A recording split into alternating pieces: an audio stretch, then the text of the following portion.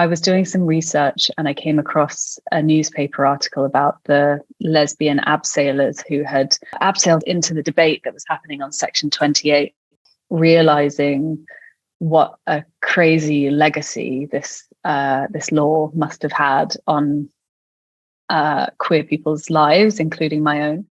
So, what do you do, Jean? I'm a teacher. Fantastic. What do you teach? PE. Yours? Come on in. You got a man on the scene at the moment, then? No, I haven't, no. You know, it wasn't so much about the fear of getting fired or like, you know, bricks being thrown through the window. I mean, obviously those things did happen and they were terrifying, but these weren't the things that we wanted to focus on. So then we had to find what was it that in Jean was like the most painful thing? What was at stake for her personally, internally?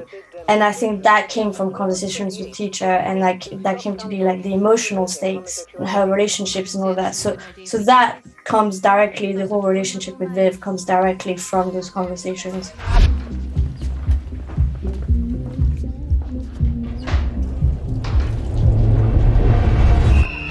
This experience that she has is not specific to queer people. I mean, anyone who cannot be themselves at work.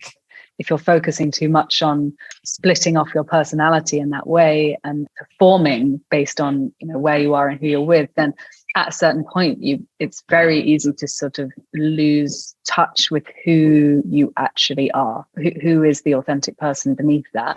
What's wrong? You look stressed. I don't want my students on every part of my life. Every part of your life? If anyone found out, I'd never work again. I'd done a lot of research early in the process about lesbian housing co-ops.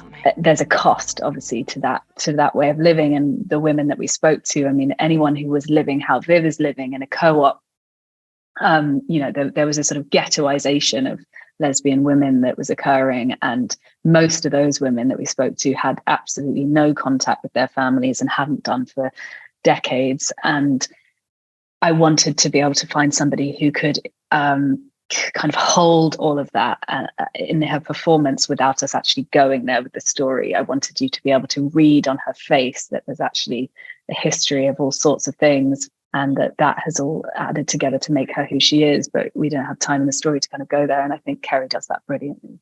What kind of example are you setting for her? Just because I don't parade my sexuality around like a badge of honour.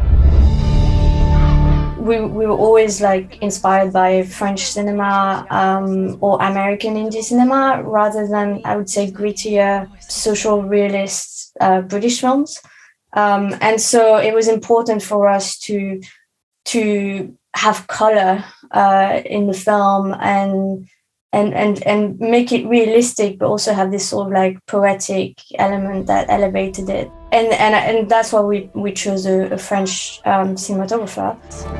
I'm not doing headlights, am I? Sometimes. Go see it in a cinema, because sound, as everyone knows, is 50% of the viewing experience. And if you can watch it, our sound designer recently was nominated for his second Oscar this year, not for this film obviously, but for Top Gun, but he's so brilliant, and the music and the composer, the music was brilliant, and there's a lot of 80s tracks that people will hopefully like, and I feel like you're really only getting half of the experience if you wait to watch it at home. If you watch it in the cinema, you'll get the full sonic experience that we would hope that you would have.